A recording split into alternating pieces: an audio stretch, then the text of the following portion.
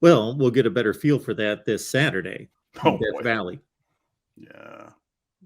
I don't think that's going to go very well.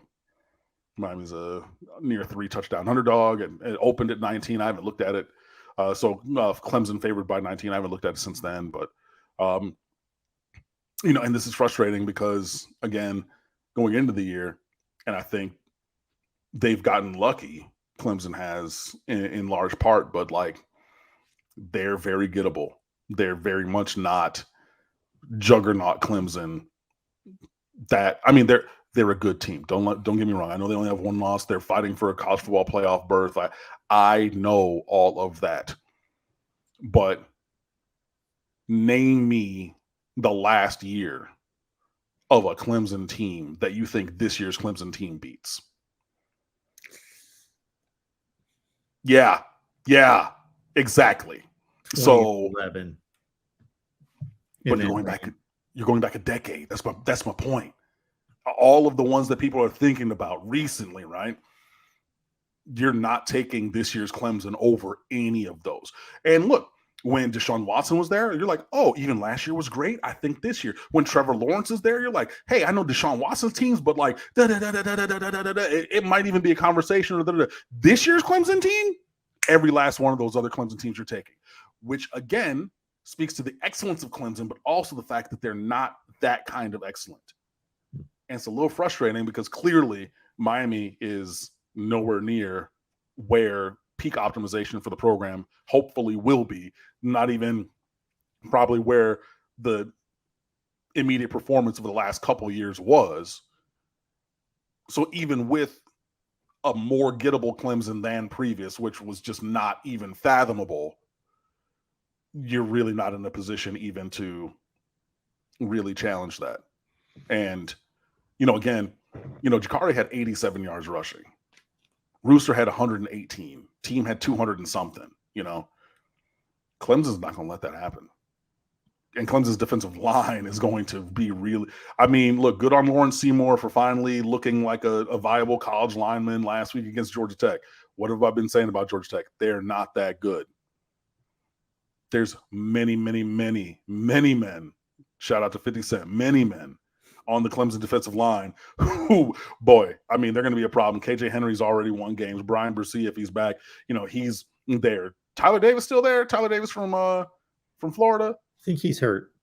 Oh, okay. Well, he's on the roster, but he's probably not playing. But even without them, Miles Murphy went to Carolina. But there's so many dudes along that defensive line against a not great Miami offensive line. And they're going to bring guys from the second level and even third level to just fit gaps, get upfield, and disrupt the run game. And that is foundational to where Jakari Brown is and his proficiency at quarterback. If you're unable to run the ball, either with him, because he's going to be in there, you're going to run quarterback power. You're going to run inverted veer, right? You might give it on inverted veer, but you might, keep it. That's the one where, the running back goes horizontally across the face of the quarterback. You ride it and wait to see the zone gap. If the inside guys don't separate, then you give it to the running back. He goes around the edge. Or if the inside guys create space, you pull it. That's Cam Newton, right? I'm not saying that they're the same, but if you're thinking about, inverted veer, think Cam Newton in college when he would ride with that running back for a while and then all of a sudden pull it and get north and south because there was a hole. If you can't create that, we've already talked about the fact that Jakari Brown isn't a really great passer. Like, he underthrew that touchdown to Will Mallory. I mean, if we're being honest, he underthrew the ball that was the touchdown to Will Mallory, but he was butt naked wide open because he, faked that block, and then hit the wheel route. And okay, he threw it, he got it there, and there was a guy in his face, and that was a gamer play to even get that ball out of there. So I'm going to give credit to him because I don't think that Garcia gets that ball off. But he got the ball off, but it was thrown short. There was other balls that, weren't necessarily great that were thrown. But now, when every drive or every set of downs is 2nd and 9, 3rd and 7, that's not quarterback run area. Sometime you're going to have to throw that ball and hit those throws. Now, he had one I think it was a dagger route. So a inside 9 with the outside square into a Restrepo. And he sat in the pocket, and I mean, his feet were there, weight transfer, arm angle, boom. And that was a beautiful throw. But that's the one. Can he do that again and again? And now, are you able to look that safety off? Because I know I can get the ball there, but if I'm staring it down, just like Cam, again, on the other side, Cam followed the eyes of the quarterback there, and that drew him to the ball. Are you able to look him off and then come back and fit that ball in? Are you able to do those things? And Clemson's going to make it such that he's going to have to throw that ball a lot and well. And can he get there? I think so. Right now in game 2 of starting, most likely. And Mario Cristobal said that he's not announcing a starting quarterback because the ACC does not require injury reports anymore after I think it was like 6 years ago. And competitive advantage. Like, why would I tell Clemson who's starting? Let them figure it out. But you're probably going to start him there. Can he get there? Yes. Is he there now? No.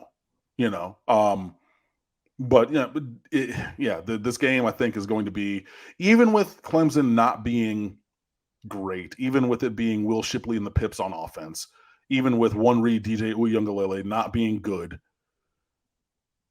But if he hits those throws, and he's hitting more throws than he hit last year, he runs fairly well, and he's a big dude. I just think that, it's going to be a rough one in Clemson, South Carolina on Saturday afternoon. Just to clean up the situation along the Clemson defensive line, Tyler Davis, healthy, playing. Brian Bresee, who had missed some time because of health issues and his sister's condition earlier in the season, healthy, playing. It's Xavier Thomas, yes, who is out for the season along the Clemson defensive line. But they are loaded. And, Mike Rotunda and others. Yes, Clemson is a good football team. Yes, we're saying Clemson is a good football team. They are not Clemson good. I think. Right. Yeah. What they're good. I mean, they've won a couple games that they probably shouldn't have, but even then, they'd be 7-3 right now. 7-3 is good. Good.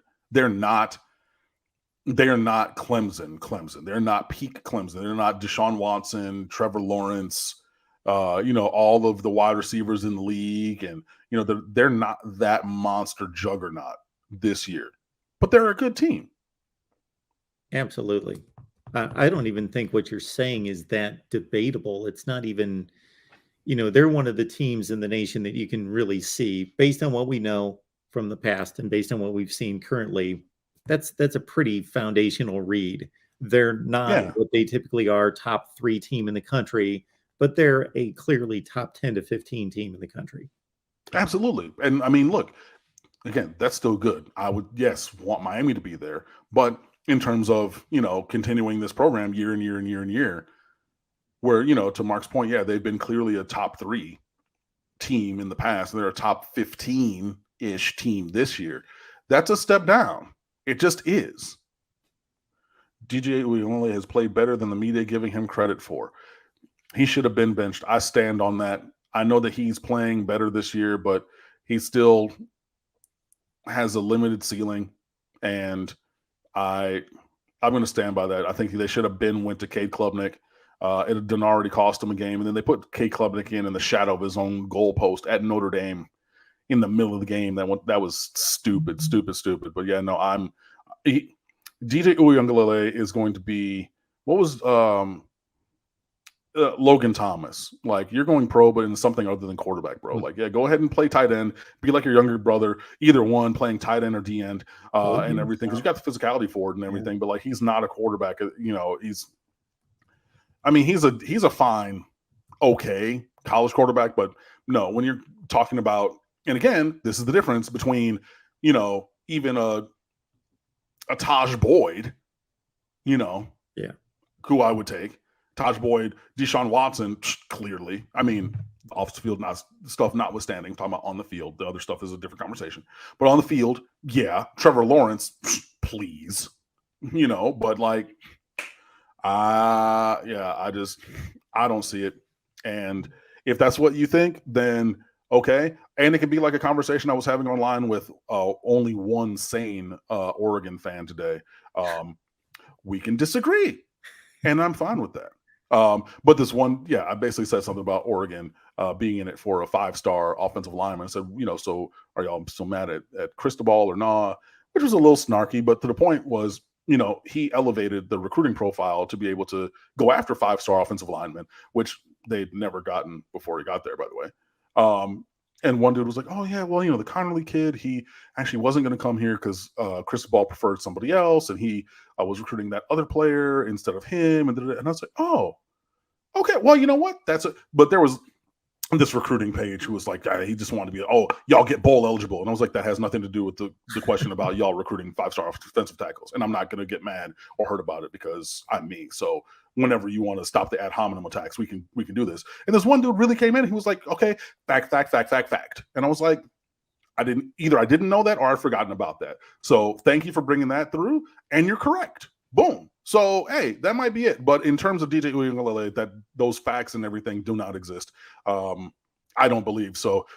And hey, that's fine. We can freely and respectfully disagree. But yeah, I think it would be better for all parties if Dabo brought DJ into the office after the season and said, cool, so the transfer portal opens at this time and we will help you like Kelly Bryant, but before the year facilitate landing somewhere else because we're going to go forward with Cade Klubnik. Yeah. Logan Thomas. Yeah, that was a good reference right there. I can go along with that one. He's drawing a paycheck in the NFL. He got 72 balls in 2020. Say, look, you can make a living at tight end, but I mean, you're not going to make money playing quarterback, buddy. Sorry. Clip it. Do it. I mean, hey, that's fine. Clip it.